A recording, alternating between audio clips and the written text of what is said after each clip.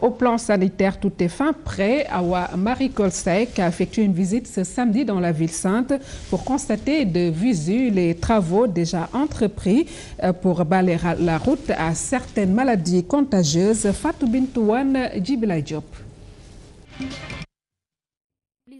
Et prise en charge, c'est autour de ce triptyque que va s'articuler le volet sanitaire du Magal de cette année. Ces mesures tournent autour d'abord de la prévention du choléra.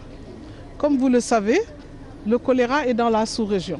Nous avons également tout un système d'information et de sensibilisation sur place avec le service d'éducation pour la santé qui est là auprès des populations, qui travaille au niveau des communautés, qui également prépare des messages et s'apprête vraiment à faire passer toutes les informations possibles de prévention contre le choléra et contre toutes les maladies qui pourraient être transmises pendant le Magal. Nous sommes venus également pour vérifier et voir auprès du médecin-chef de la région, des médecins-chefs de district, des médecins-chefs des hôpitaux, les directeurs d'hôpitaux pour voir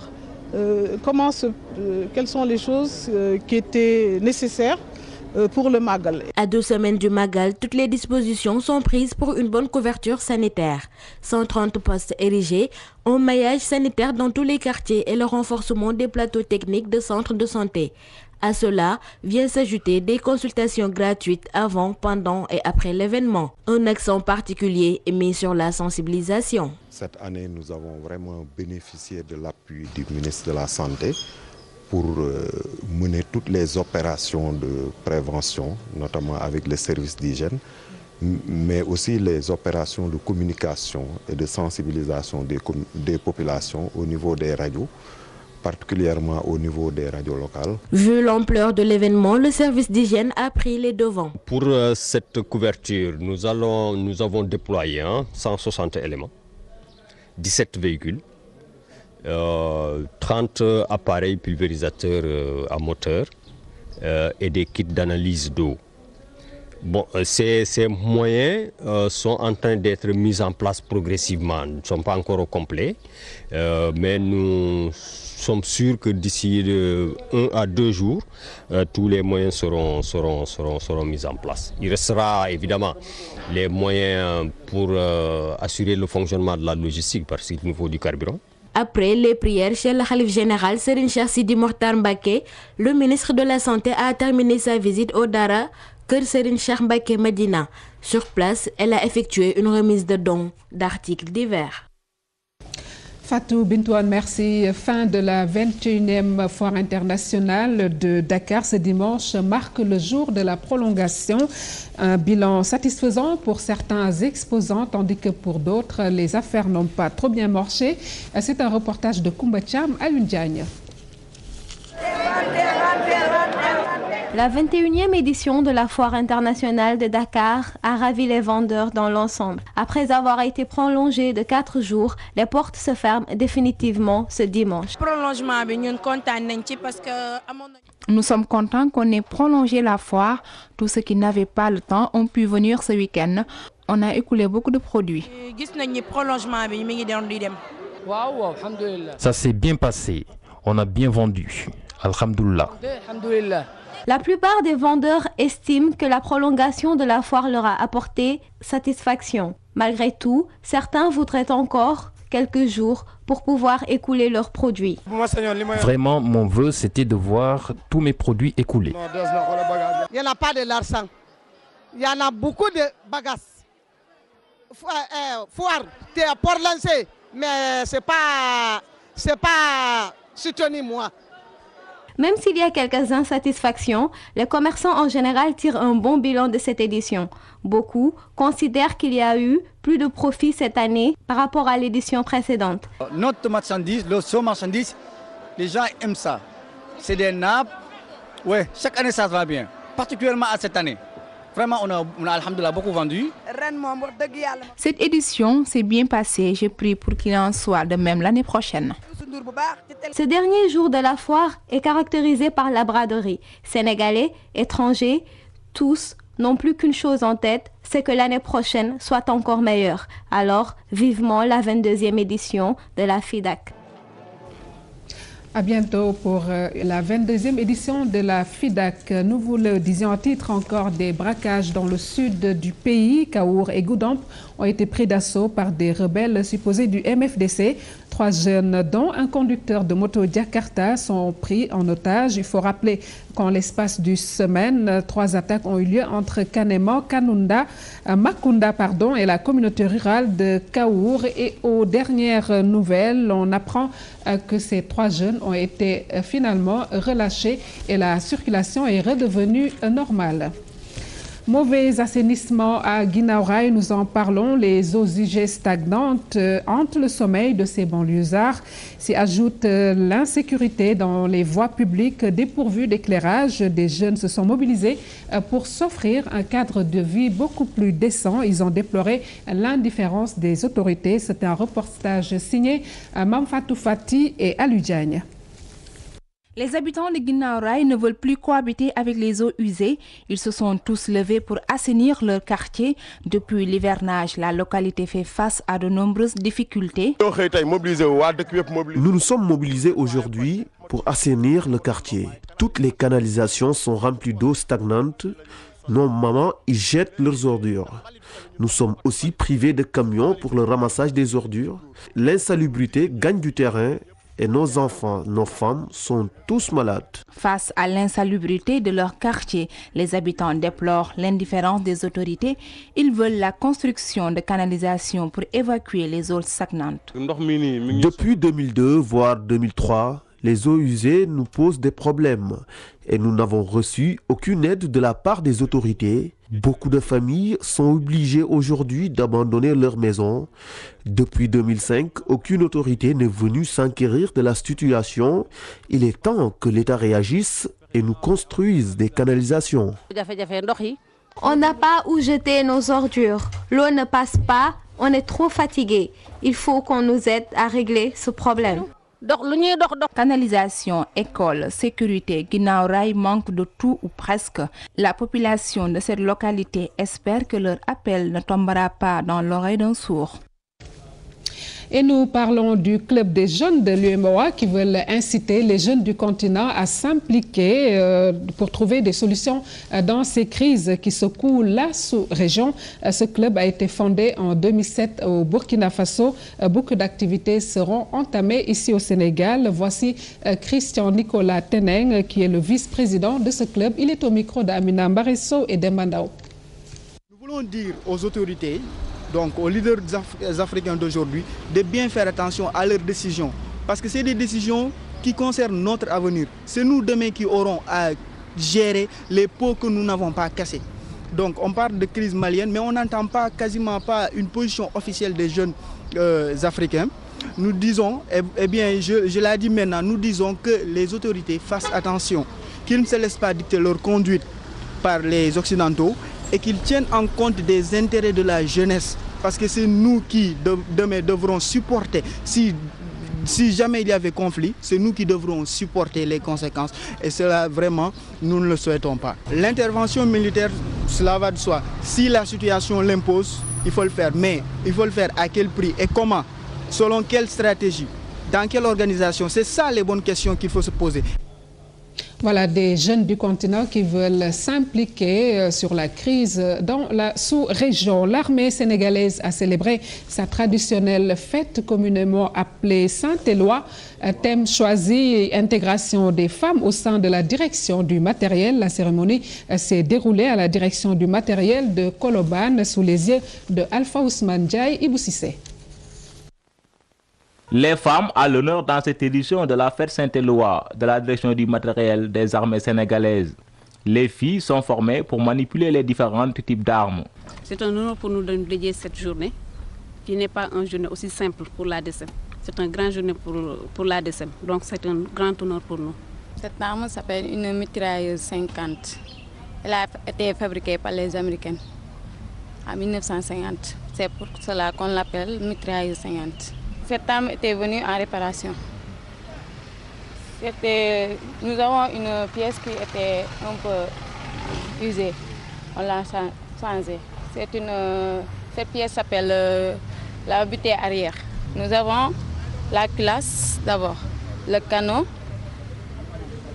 le couloir d'alimentation, le levier d'armement, le bloc arrière, le ressort récupérateur et sa tige guide, le sachet, la glissière. Les autorités militaires ont rappelé les qualités du parrain Saint-Éloi, basé sur la compétence et l'intégrité. Elles ont par ailleurs montré l'importance de la direction du matériel au sein de l'armée. Saint-Éloi est le patron des services de matériel. C'est une tradition que nous avons héritée des armées françaises, qui ont beaucoup marqué l'histoire aussi des armées sénégalaises. Tout au long de sa vie, il a été très intègre surtout.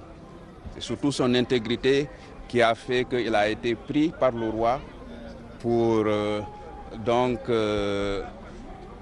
fabriquer les ornements du roi.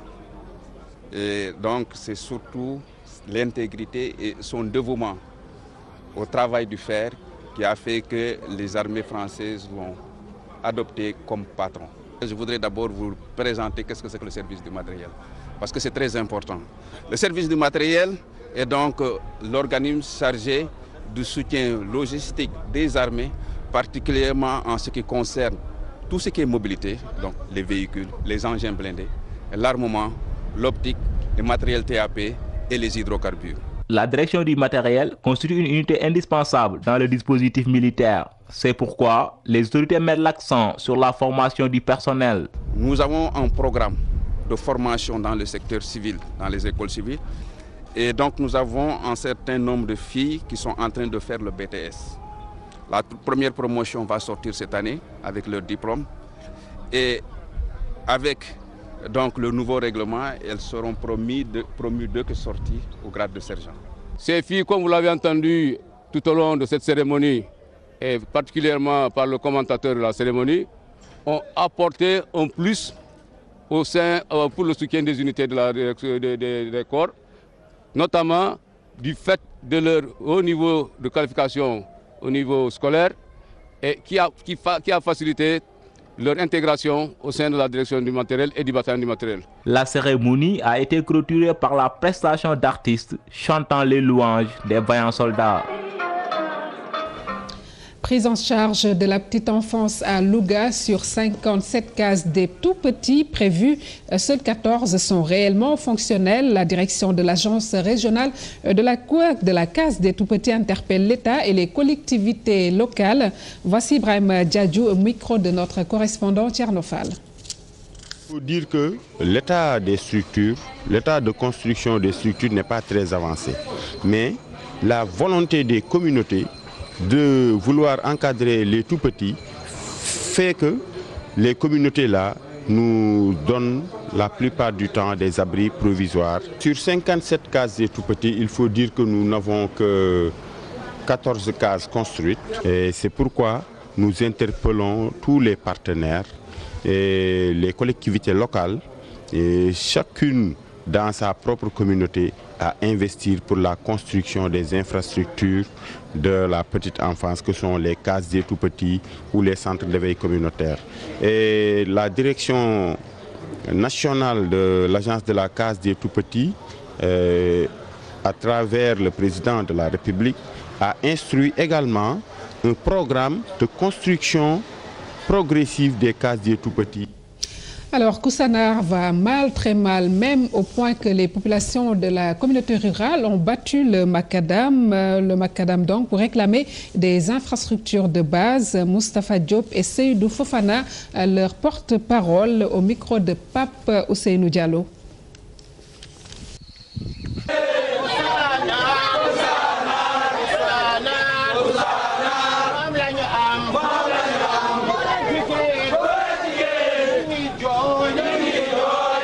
Cette marche pacifique qui est organisée aujourd'hui est le fruit de nombreux problèmes qui se vivent dans la localité. Koussanar est fatigué, Koussanar est malade. Des agents des eaux de forêt patrouillent jusque dans les maisons pour récupérer les sacs de charbon. Maintenant, nous disons que ça suffit parce que ça, c'est de la violation de domicile. Ça, c'est un délit grave devant la loi. Et puis si nous voyons le problème sanitaire ici à Koussanar, si nous voyons le poste de santé ici, Koussanar compte actuellement 23 901 habitants et polarise presque 110 villages. Comment ce poste de santé peut recouvrir toute cette population? Maintenant, on dit que le statut de communauté rurale, ça suffit. Nous réclamons que Koussanar soit érigé en commune, parce que le statut de communauté rurale, ça suffit. Nous restons dans le sud du pays avec les collectivités locales en Casamance qui ont du mal à assurer le ramassage des ordures. Les villes sont très sales aujourd'hui. L'Union européenne a injecté environ 109 millions de francs CFA pour la gestion de ces ordures dans le sud du pays. C'est une correspondance de Bakary Kanté. La gestion des ordures constitue un véritable calvaire pour les collectivités locales du Sud. On trouve des ordures ça et là dans ces communes. Pour lutter contre ce problème, l'Union européenne a appuyé 4 communes de Sédhiou à hauteur de 109 millions pour la gestion des déchets ménagers. L'Union européenne nous a appuyé d'un montant de 150 000 euros.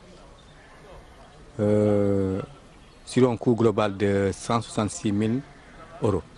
Donc le reste, c'est la commune d'Oristano, une ville italienne, qui nous appuie pour le montant restant. Donc c'est un projet de gestion des déchets ménagers dans un processus intercommunal.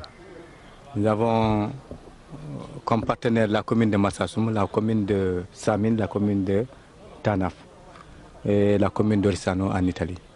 Donc c'est ce qui a fait aujourd'hui l'objet d'un lancement en comité régional de développement, présidé par M. le gouverneur de la région de Sédhiou, Cheikh Kanyan. En CRD spécial présidé par le gouverneur de Sédhiou, Cheikh Kanyan, les autres collectivités locales ont demandé à l'Union européenne et à l'ONG ACRA de financer toutes les collectivités locales afin de leur faciliter la gestion des déchets ménagers. 18 ans après le génocide rwandais, Hutus et Tutsis, il faut le dire, vivent aujourd'hui en intelligence. Un massacre perpétré en 1994 avec des centaines de victimes. Nos reporters Barkaba et Pape Ralindjaï ont rencontré à Kigali 2 rescapés qui racontent. Regardez. Amissa est contente parce qu'elle reçoit à dîner ce soir. À la voir s'affairer et respirer la joie de vivre, on devine difficilement qu'elle revient de loin, très loin. Elle est l'une des rescapées du terrible génocide de 1994 qui a vu plus de 800 000 Tutsis exterminés en 3 mois par l'armée gouvernementale de l'époque avec l'aide de miliciens Hutus fanatisés. Il y a beaucoup de choses qui ont passé vraiment qui n'est pas normal quoi. On a tué beaucoup de gens, on a mis beaucoup de gens dans les toilettes, dans l'eau, partout. On a fait des choses qui sont graves, on a violé les femmes, on a violé les filles, on a tué les enfants. En tout cas, c'était grave. La mère d'Amissa est aussi une miraculée. Pour échapper aux tueurs, elle est restée cachée pendant 3 mois sous son lit à Gitega, un quartier de Kigali.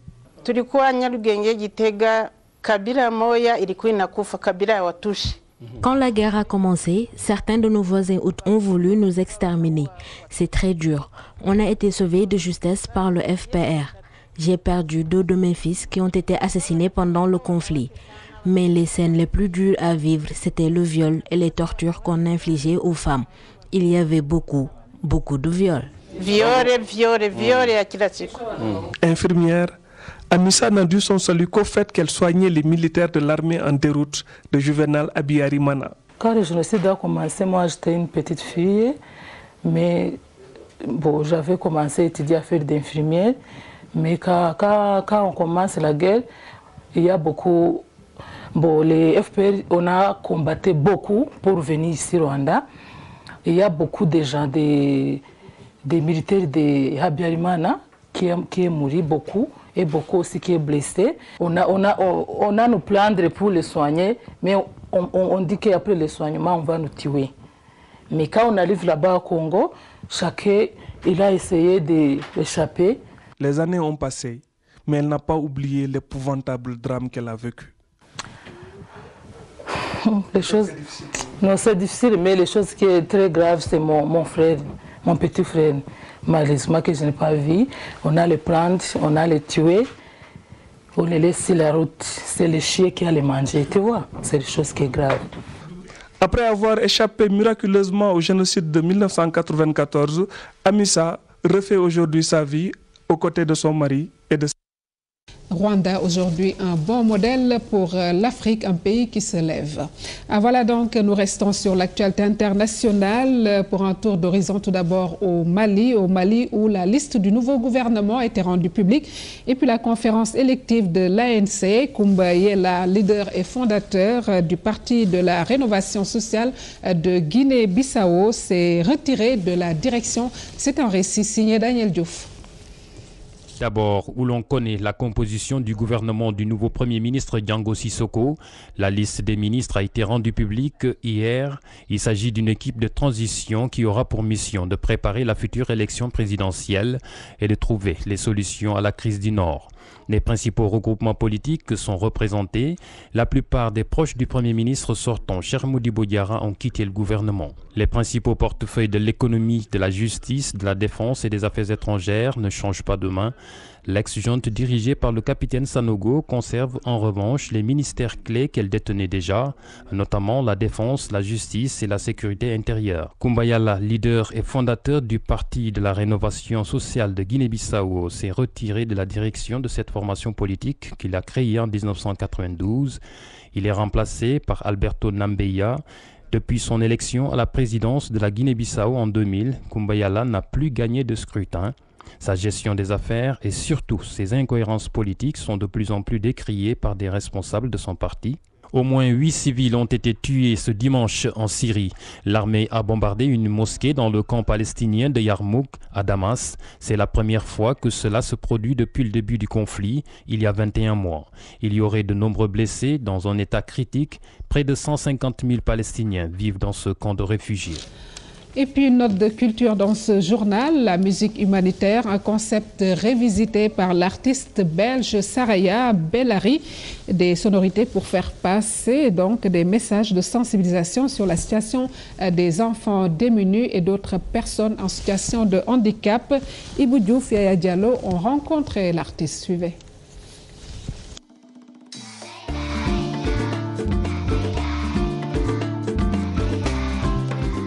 Des sonorités musicales pour sensibiliser les populations sur la situation des enfants déshérités et autres personnes handicapées. Un soutien humanitaire par le biais de la musique, c'est ce que Soraya définit comme musique humanitaire.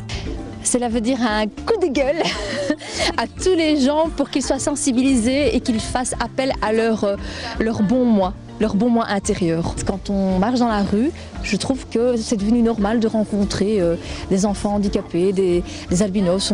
On les met de côté, ils sont exclus et ça me fait très très mal. Du monde entier, à tous les enfants de tout quartier, tendez-nous la main. L'humanitaire au profit des démunis. Soraya a choisi la musique après avoir sillonné le Sénégal. Je me suis dit, comme les gens regardent beaucoup la télé, la musique, les clips, écoutent beaucoup la radio, je me dis, le seul message, la seule manière pour moi de faire passer le message, c'est la musique. En fait, la musique est venue grâce justement à l'humanitaire, en sillonnant le Sénégal et en ayant été marquée par pas mal de pauvreté, par rapport à des enfants qui étaient délaissés, qui étaient en manque d'affection. J'ai été inspirée pour pouvoir créer cette chanson. J'ai été inspirée par tout ce que j'ai vécu.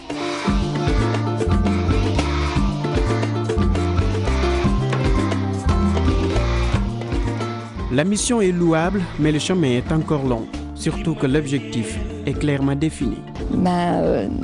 Quand je verrai des milliers d'enfants heureux et que je serai amène à dépasser même le stade du Sénégal et d'aller dans d'autres pays, là je serai heureuse et là j'aurai réussi.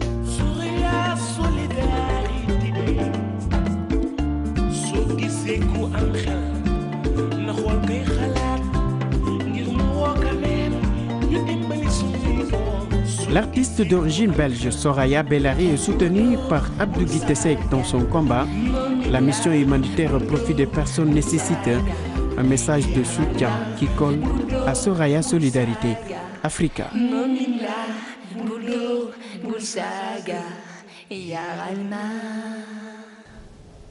Voilà une artiste belge au secours des enfants démunis au Sénégal. Merci à la Belgique qui suit TFM et partout ailleurs. C'est la fin de cette édition. Merci.